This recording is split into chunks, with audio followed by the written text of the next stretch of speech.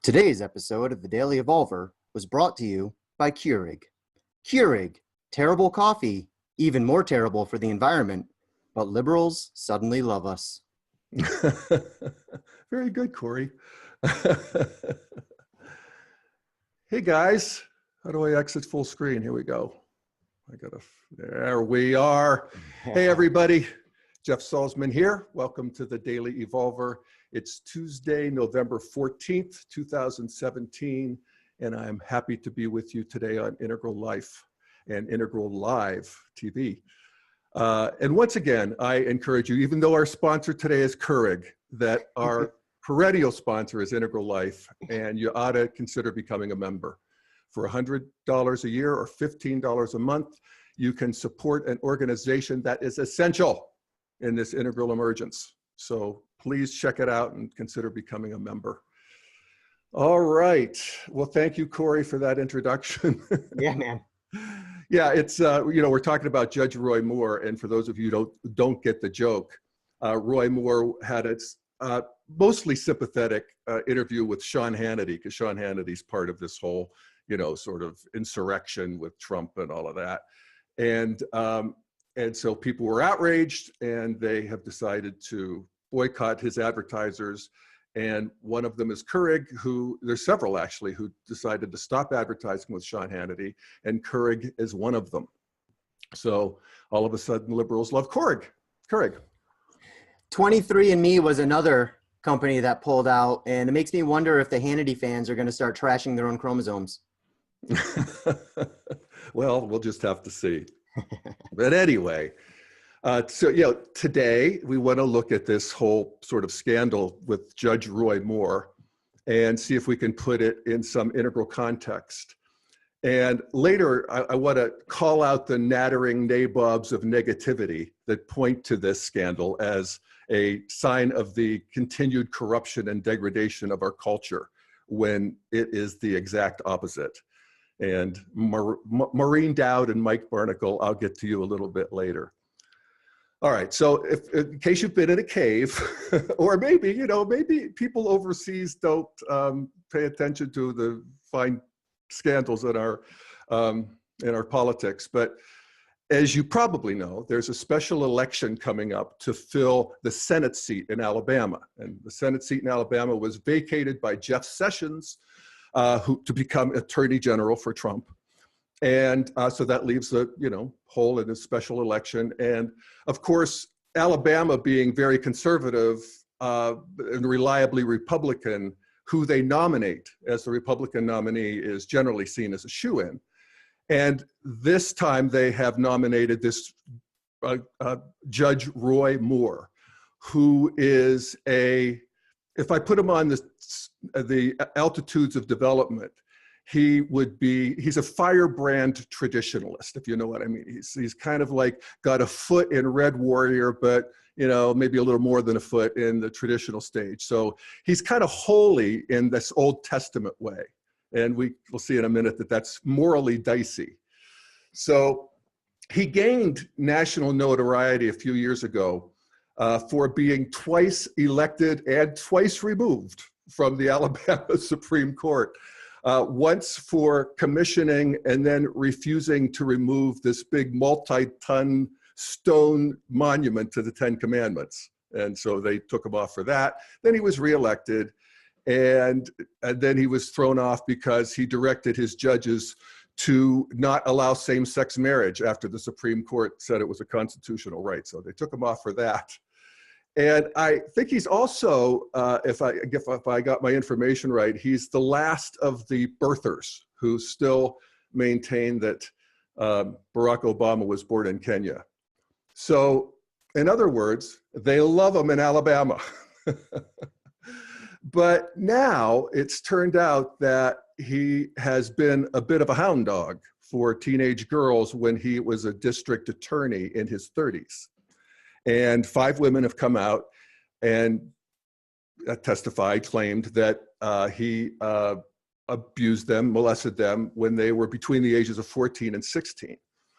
And he denies it and paints it as a conspiracy to dredge up 40-year-old stories, which It is. These are 40-year-old stories by the Washington elites who don't want him to be in Washington. And if you consider the Washington Post to be the Washington elites, then, you know, I say you go elites. I mean, I think it is just a beautiful time in journalism to see journalists going after information, just shining light everywhere. And it turns out that there's, you know, ever more to see. This is cultural evolution itself.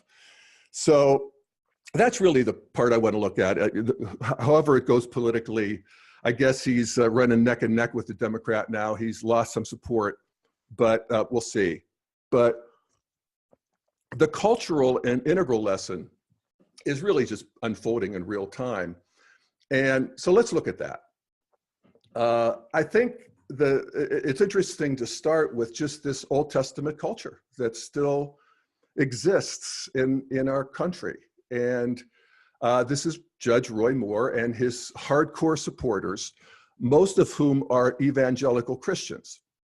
And just right there, this drives the progressives crazy, because it's also these evangelical Christians who are supporting Trump.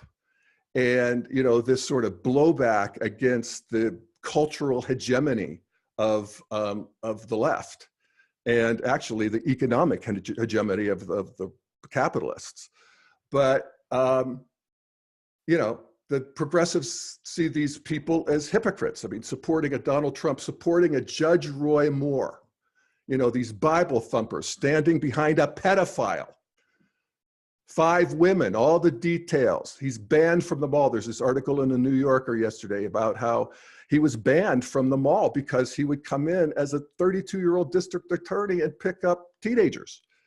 And, you know, just this whole thing that's self-evident at modernity, and particularly post-modernity, where older men and teenage girls is just self-evidently wrong. It's creepy and it's disgusting, and we can feel, you know, the sort of revulsion in our guts from this sort of thing.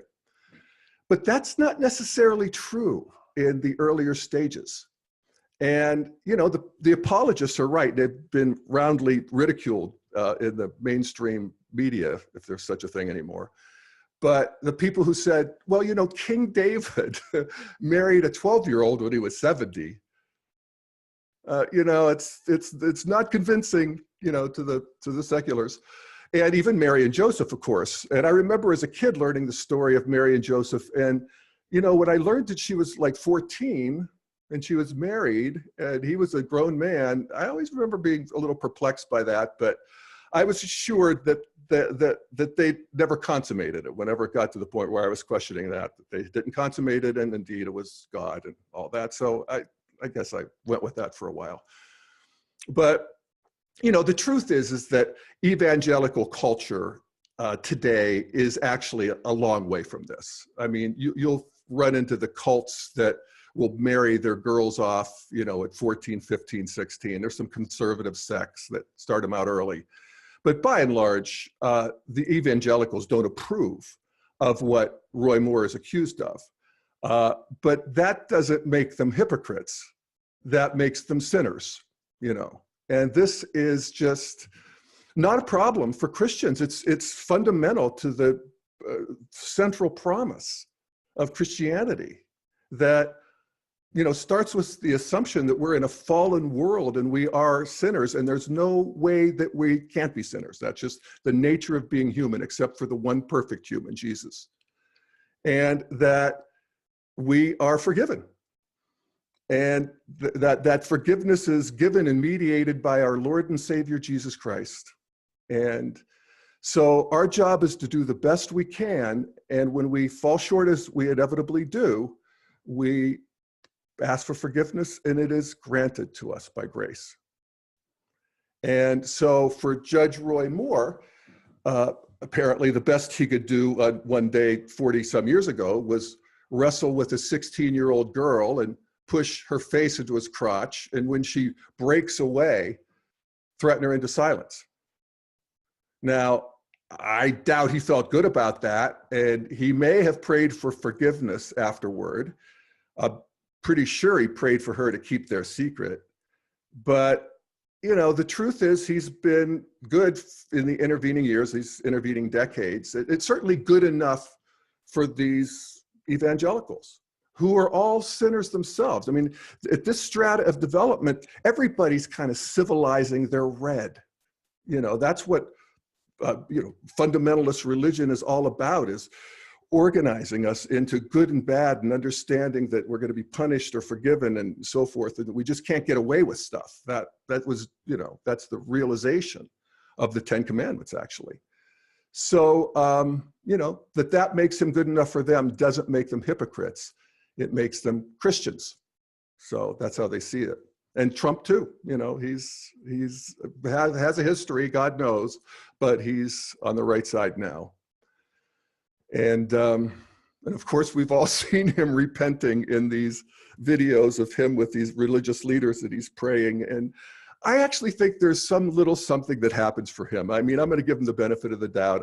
You know, nobody's a complete dead end here, I don't think. But at any rate, a little off topic. So I want to expand our view so that we could sort of see this evolution, cultural evolution of how we deal with children in general and sexually and so forth.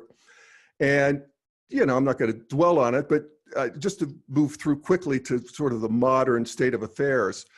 If we look at the early stages, the archaic and tribal stages of development, the sexual code is some version of early and often. The goal is to maximize the reproductive capacity of the group. So, you know, women have children as soon as they can, considering the capacity of the group after their last child is weaned and sort of on his own. So where that gets dicey by modern standards is when we move into this more complex social strata of what we call the red warrior culture.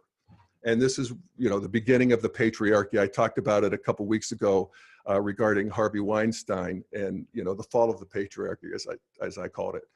But, you know, the ethos there is that men dominate and women submit.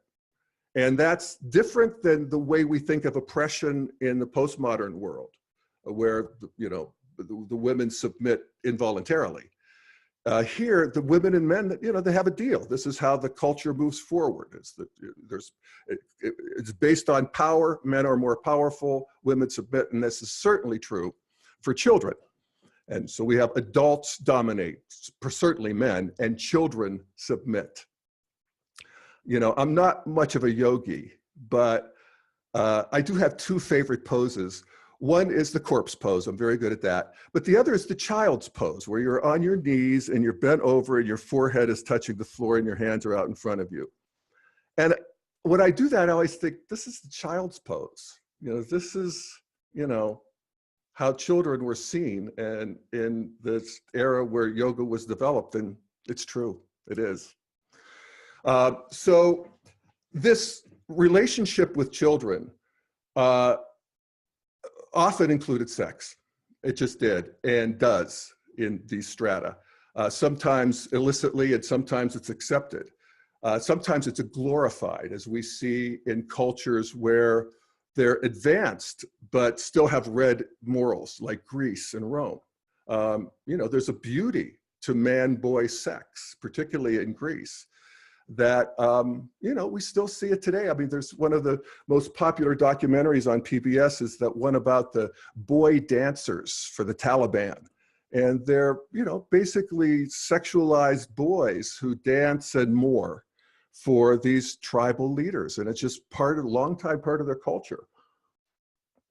And we can see just in general that child sex abuse, what we consider, and in fact, abuse and violence in general diminishes as cultures develop. This is a theme I hit over and over again. And there's I'll read something I wrote a while back about this. Okay, according to an aggregate analysis of 65 studies over 22 countries, so this is an aggregate analysis, 65 studies over 22 countries, published in the Clinical Psychology Review, the highest rates of child sex abuse occur in Africa, and it's 34.4%. The lowest occurs in Northern Europe, 9.2%, with North America and Asia falling in between. And again, this correlates with cultural development. And interestingly, some of the highest rates reported are in countries like South Africa and India, which have this, they sort of have a bifurcated culture where they have a strong pre-modern population that accommodates such behavior, and then a modern population that is appalled by it and notices it and reports it and prosecutes it. And that's an interesting stage of development as countries move into modernity. And traditionalism carries forth some of this. You know, we have the idea that children should be seen and not heard, and that when a baby's born in traditional cultures, they're often married off right away. You know, that's just part of how the culture organizes itself. And you get these sort of crazy things like Roy Moore saying, well, you know, I never dated a teenage girl without the permission of their mothers, you know, and that's supposed to make it okay because children are subject to their parents. But that changes as we move into modernity. And really the whole idea of childhood is a modern invention. I heard it put one time in a way that it really stuck with me. And it's the idea that modernists think that adults should be interested in children. And of course, that's what we all think now. I mean, we study children. We're so interested in children. We try to give them all the opportunities. We school them, everything. But in pre-modern cultures, the idea was that children should be interested in adults. And they were, because they were adults as early as they could possibly be in terms of being worked and in terms of contributing. And, you know, we had this, certainly in traditional cultures, children were an economic benefit. That's why you had as many as you could, because they would work the farm or hunt or whatever, you know, needed, and also take care of you when you were old. As we move into modernity, children are an economic liability. And so, you know, birth rates shrink. But, you know, there's that whole sort of stage where the Victorians really started this idea of a glorified childhood, at least in the West. And, you know, this tableau of the family and so forth, and started educating at least the aristocratic kids and so forth. But the whole time that's happening, there are sweatshops, and, you know, we were working kids in the mines in the United States till 1938. You know, we've seen these pictures of these kids and, you know, coming out of the mines of West Virginia. And that was outlawed. And that's just what modernity does. It outlaws child labor. Still pockets persist. There's an article actually in today's Boulder newspaper. Court hears child labor case tied to polygamous group. So this is, you know, happening right now in front of us. It's lawyers for a Utah contractor with ties to a polygamous group appeared in court Monday to challenge a judge's finding that the company put nearly 200 children to work picking pecans for long hours in the cold without pay. And their lawyer argued that these children, some as young as 6, were volunteering with their families to pick up fallen nuts for the needy. He added that the children looked forward to the break from homeschooling and that this kind of work had been going on for decades in the polygamous sect like theirs. And it didn't really sway the judge who ordered them to pay $200,000 to these kids. So, you know, cultural progress. So let's see. So yeah, so childhood as a concept comes into being as a cultural emergent. And then adolescence, you know, once child labor is outlawed, and we have public school and all kids get to be educated, that's a whole new stage of life that is delineated. And it comes to exist. And now, if you get married at 14, 15, it's starting to look weird. And you wait till you're 19 or 20, you know. And now, of course, as we are in solidly in modernity and in post-modernity, there's a new stage of life that is coming online that we all recognize one way or the other, and that's this sort of young adult stage, this experimental, explorational stage from, 18, 19 to 26, 27, and for some of us even later, where you're not really expected to get into gear yet. And you're supposed to be out there exploring, and we sort of recognize this, and that's fine for people. 27, 28 start looking suspect, and it's time to get into gear. But this too is a new stage of development, and it's terrific moral progress. Not the least because these kids are going to live to be 150. So, why not do that? So, so the critique now is that children are bubble wrapped, is that they're too precious. And there's sort of a backlash to that with the free range kids movement, which sort of subscribes to my mother's parenting strategy of, what are you doing in the house? Get outside. Yeah. So it worked.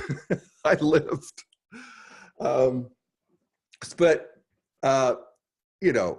God forbid that people should see any progress in this. And so, I point out just the sort of reflexive, well, I'll play something from Mike Barnacle.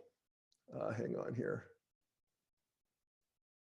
He's on Morning Joe, and he's sort of the voice of a sort of moralistic modernity, post-modernity. He's got some Roman Catholic in there, but he definitely thinks that the world is going to hell and that it's just awful. And so let me press the right buttons here. So I go to share screen, and I go to... And share the computer audio. Computer audio. Yep. And I think I go to this and share screen, and it's if you have kids, just look at your children, man. I mean, it's just there's obviously such a larger issue here with everything that's gone on recently. Over the past few years, I mean, you can almost hear the nuts and bolts of the understructure of our culture loosening as everything becomes more permissible, everything becomes more public, and the longer it's public, it becomes, in an odd way, sort of acceptable. And how is it possible that we get to... Ay. I mean,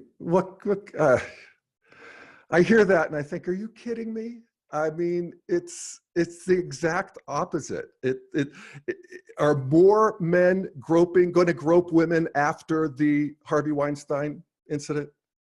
Are we going to have more guys, 32-year-old guys, going after mid-teen girls because of this? And it's just nonsense. There's another sort of angle that people come at that's, I think, a little higher on the stage of development. It's kind of a full-on green that I get from Maureen Dowd. And it's, she just has a snark. Snark is really an irony, that whole thing of you can't take everything seriously. Everything is hopelessly corrupt. Humanity is irredeemable. We're a cancer on the planet. It's sort of a basic feeling. And she wrote a column when there was a new development in this Jerry Sandusky situation, if you remember that one a couple years ago, where Jerry Sandusky was kind of the right-hand guy to Joe Paterno, who is the legendary coach of the Penn State football franchise, and he was caught molesting boys in the shower, and it turns out that he had a whole long history of that, which a lot of people sort of knew and suspected and sort of complained, but didn't do anything. And Joe Paterno didn't do anything. And here's what she says about it. She said, with formally hallowed institutions and icons sinking into a moral dystopia all around us, Has our sense of right and wrong grown more malleable? Have our materialism, narcissism, and cynicism about the institutions knitting society, schools, sports, religion, politics, banking, dulled our sense of right and wrong? And then she quotes this guy. She says, most Americans continue to think of their lives in moral terms. They want to live good lives, says James Davison Hunter, a professor of religion, culture, and social theory at the University of Virginia, and the author of The Death of Character. Anyway, she's still quoted. This is her writing. And she's quoting him. But they are more uncertain about what the nature of good is. We know more, and as a consequence, we no longer trust the authority of traditional institutions who used to be carriers of moral ideals. Well, yes, institutions can be carriers of moral ideals, but our own character is the carrier of moral ideals, which continues to develop. And this is in the interior, this is in the left-hand quadrants, which postmodernists don't, see. They see everything as, as some sort of play of power. And, when he says that we no longer trust the authority of traditional institutions, that's true in a way, in a good way. What's decaying is our blind trust in institutions and in powerful people. This vaunted institution of Penn State football with Paterno as God and Jerry Sandusky at his right hand, it's precisely that kind of deification that blinded people to what was going on in the showers. Is it a bad thing that this is knocked off its pedestal? No. And she continues to quote him. She says, and this is him, "We used to experience morality as imperatives. The consequences of not doing the right thing were not only social, but deeply emotional and psychological. We couldn't bear to live with ourselves. Now we experience morality more as a choice that we could always change as circumstances call for it. We tend to personalize our ideals, and what you end up with is a nation of ethical free agents." And again, like all the new free agents who are going to feel free to molest teenagers or grab women at the workplace. It's just crazy. And I'll read what I wrote in my critique a couple of years ago, whenever it was.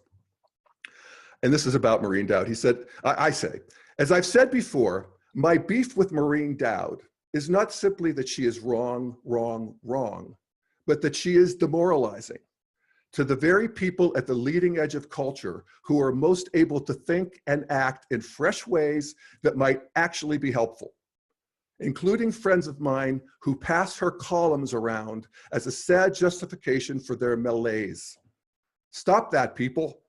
Imagine what we could do if we felt we had a chance, that history was bending in our direction, and we could get excited about progress without feeling like dupes."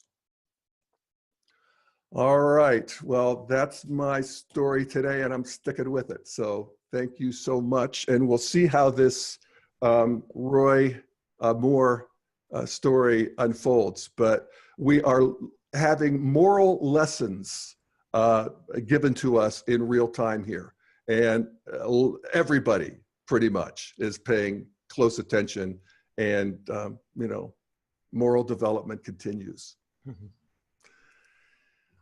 Hey, Corey. Hey, my man. Any thoughts on that? Yeah, I got a few reflections to share. I always appreciate your optimism.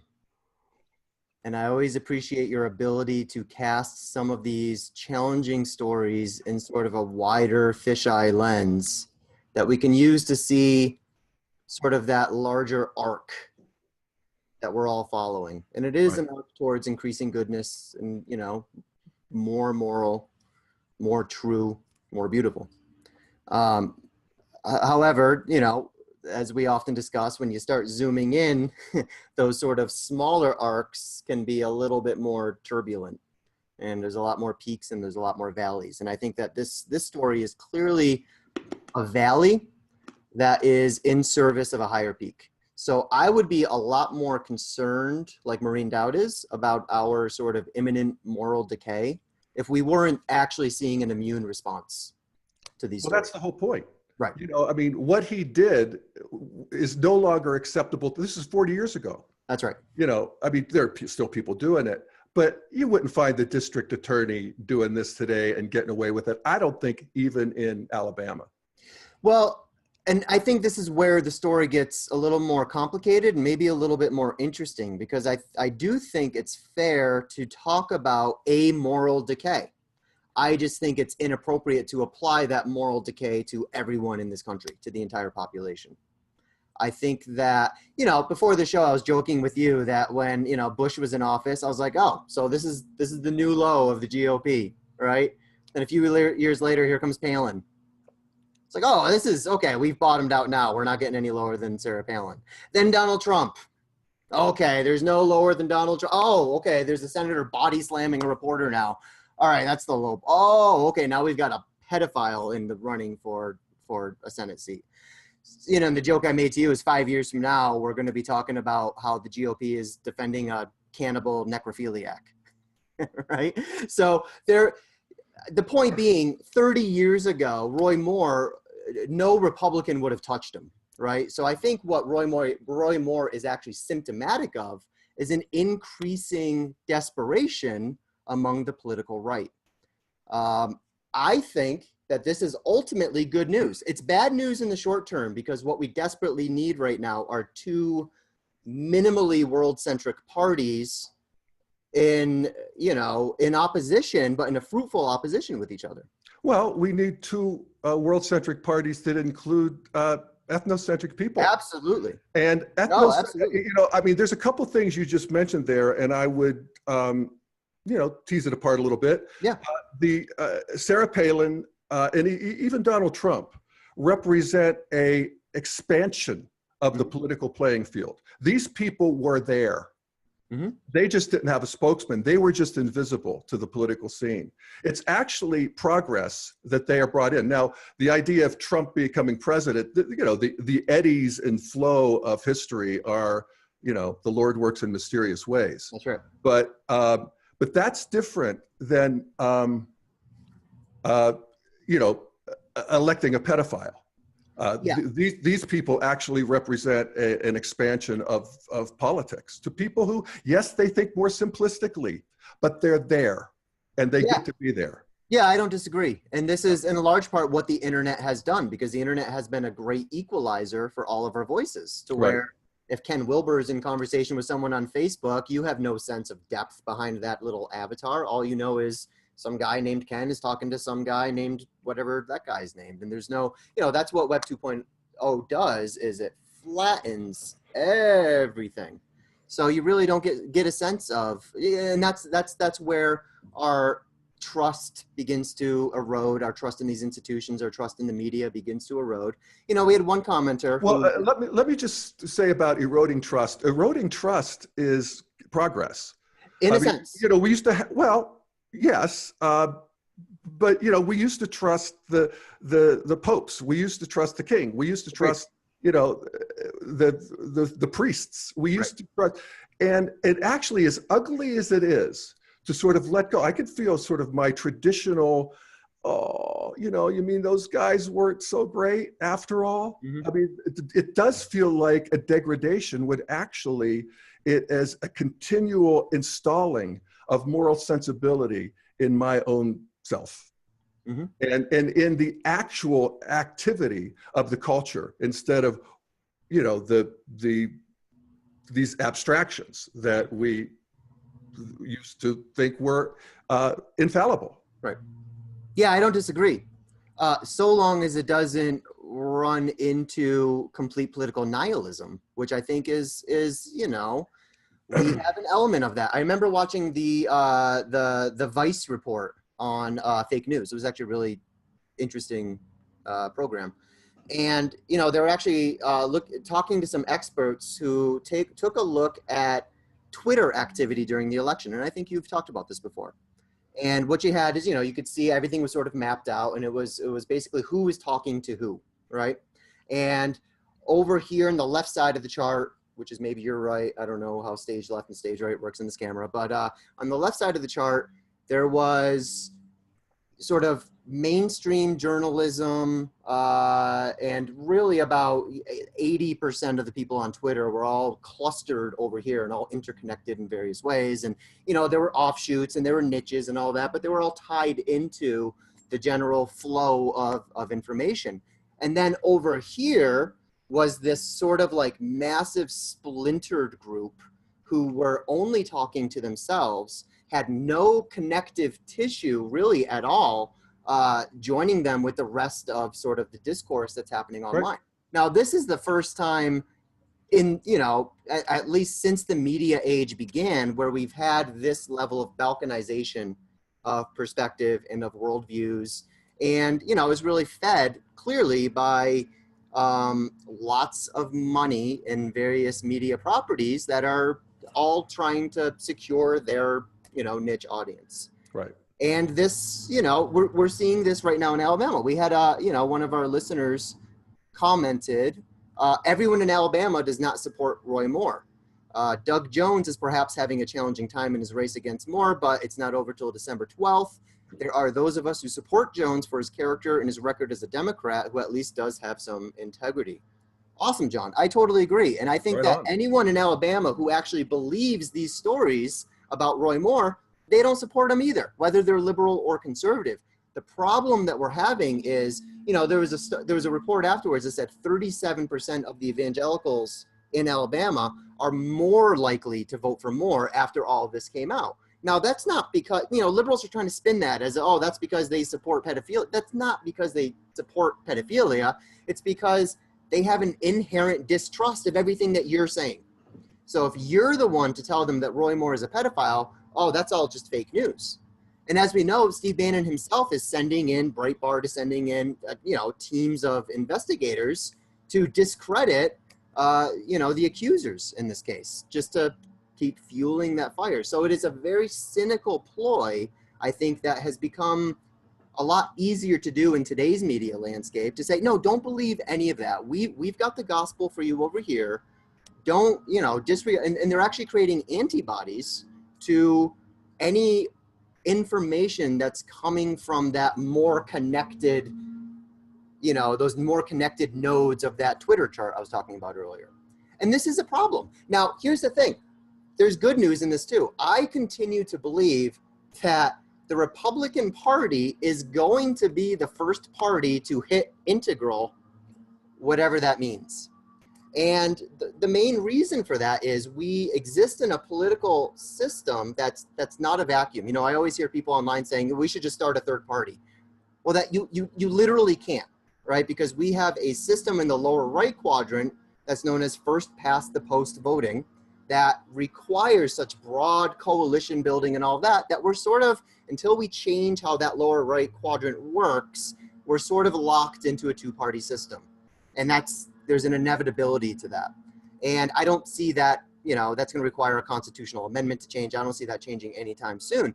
So what's going to happen is there's always going to be an opposition party for the left. And right now the right, and we've been hearing about this for a while now, how, you know, they're demographically fading, how, you know, sort of the more socially regressive views are getting selected out of our culture.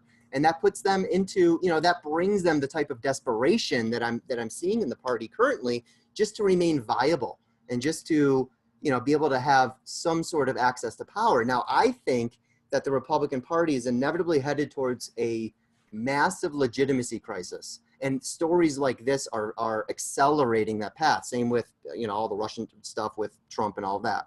It's sending the party on a massive legitimacy crisis. And after they hit that crisis, there's only going to be really one path allowed to them. And that's going to be to figure out how to speak across multiple values. I feel like that's the only place the Republican Party is going to have to go. And in 30 years from now, you know, my daughter might be a proud, integral Republican because of what we're going through right now. I don't think the liberals are going to do that. I think we're going to see some integral individuals coming through the Liberal Party, but the Liberal Party itself, like green postmodernity, is still so new. I mean, that that groove is still being laid down in a certain kind of sense. It's still wobbly. So therefore, you know, I think the American left as a political party still has a vested interest in defending green and helping it continue to come online, hopefully in a more healthy way than we've seen recently, which I think is going to give the Republican Party a lot of opportunities. And, you know, I don't see it happening until 20 years from now, but I do think stories like this Roy Moore scandal are going to accelerate that path. Right on.